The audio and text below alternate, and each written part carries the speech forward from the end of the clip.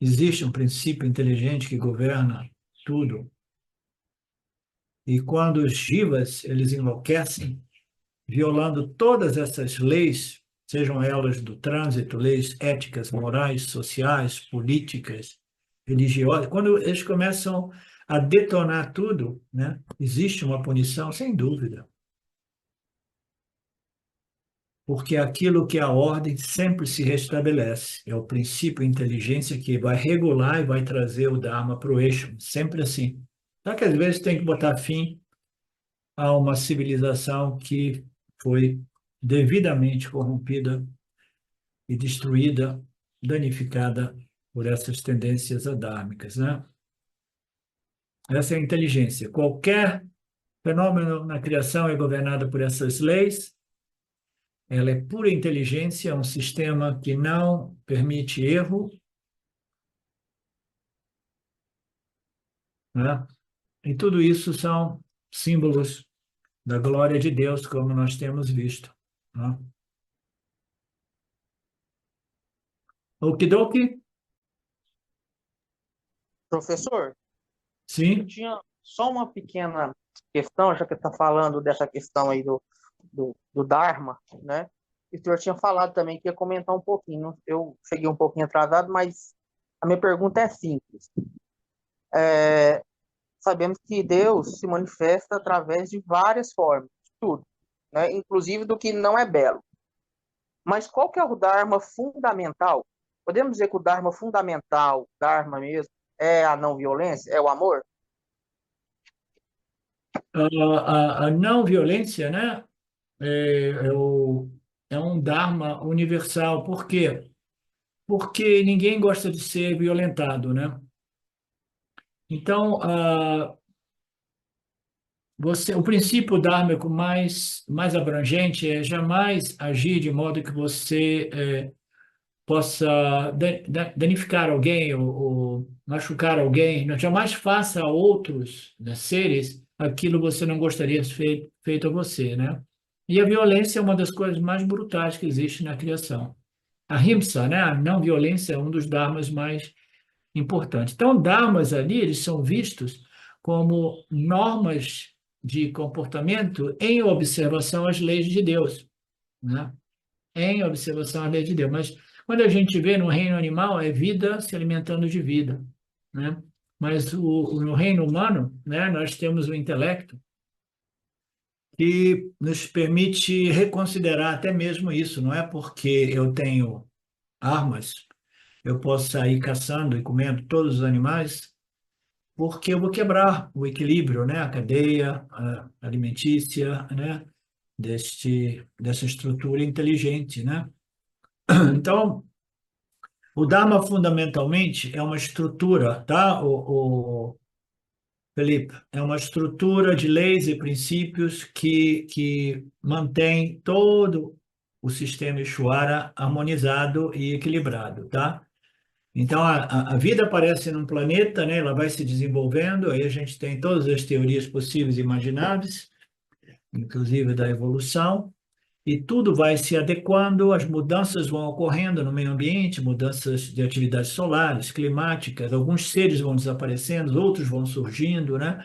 Então, isso é um fluxo constante, criação, destruição, modificação, mas tudo isso segue o Dharma, que é uma estrutura harmoniosa que mantém, né, a vida, o planeta, o nosso meio ambiente em harmonia. Quando você começa a modificar as coisas através de intervenções adármicas no meio ambiente, aí você bagunça tudo, né? A harmonia vai sendo quebrada, aí você acaba causando um defeito, né, nessa estrutura inteligente, aí você fala, vamos fazer isso para consertar aquele defeito. Aí quando você vê, aquele conserto ali causou muito mais dano. Quando você vê, você está usando tecnologias e ciência tentando resolver o problema, que é a desestruturação desta ordem, né, inteligente, e é impossível para o ser humano, né? A coisa vai ficando sempre mais difícil. Então, Dharma é uma estrutura inteligente que permite a gente. Então, essas leis, por exemplo, ó, todas as leis, vamos falar sobre as leis físicas, né? A gente sabe que existe a lei da gravidade, né? É uma lei básica, né? Entre muitas outras leis, causa e efeito, etc. Imagina que amanhã a gravidade fala, Ishvara fala assim, não, não, essa estrutura é uma estrutura, não é uma estrutura realmente estrutura, porque as leis se modificam a cada momento. Aí você acorda de manhã e a gravidade mudou. Em vez de ela te puxar para baixo, ela puxa para cima. Aí você, quando você vê, você abre os olhos, você começa a subir e você vai começar a viver no teto da sua casa, tá? Por quê? Porque a estrutura, ela é sujeita a modificações.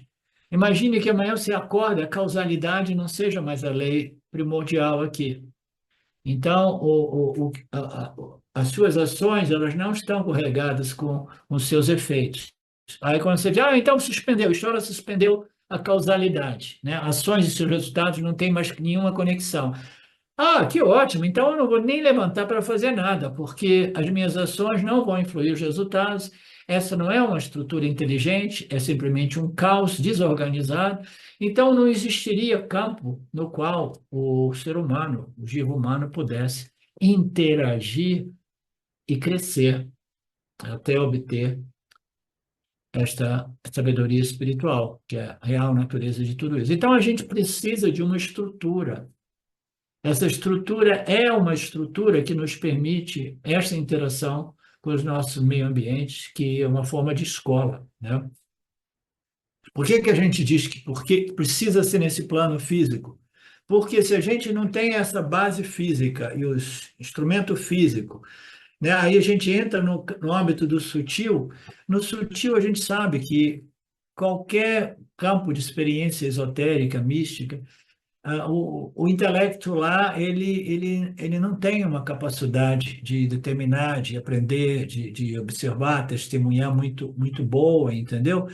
O indivíduo entra em retrospectiva, ele lembra de algumas coisas, mas a gente permanece no âmbito da vagueza e da abstração dessas experiências, né, interdimensionais. Por quê? Porque a gente precisa de uma estrutura. A condensação ou a grossificação, densificação da energia dos elementos trouxe a gente numa ordem bem estruturada, com instrumentos físicos também.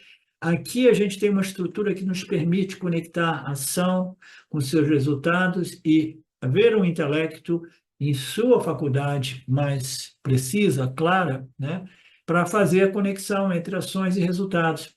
Tá? Então, o Dharma é essa estrutura inteligente, ela existe no âmbito desta manifestação física, tá? Que é o Vyavaharika Satya, essa ordem aparente física material. Tá? Agora, se você for analisar o Dharma do ponto de vista do indivíduo, né, que tem que responder aos estímulos da vida, então, qual é a melhor resposta dármica, né? É uma resposta em harmonia com as leis de Deus, né, do ponto de vista prático, né? Dharma são essa estrutura regida por todas as leis e princípios, e do ponto de vista prático é responder em harmonia com as leis de Deus. Ok? Obrigado, professor.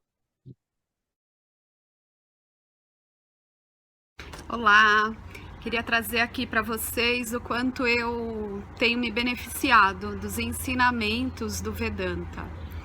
Esses ensinamentos do Vedanta, eles mudaram a minha vida, o meu estilo de vida, né?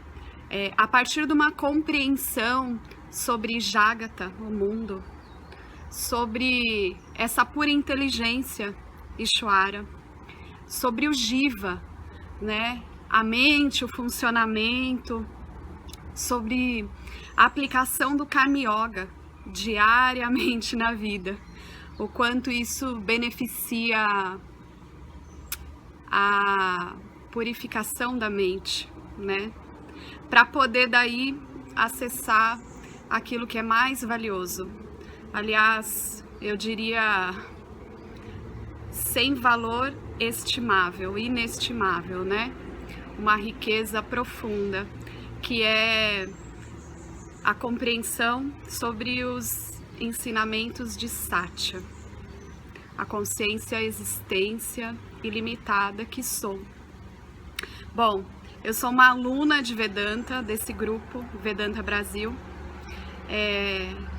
que iniciei a jornada, estou no começo da jornada, mas essa jornada seria impossível sem o apoio diário de um professor qualificado, o professor Arlindo Nagar, nosso professor, que dedica a sua vida, que dedica as batidas do seu coração exclusivamente para o ensino do Vedanta.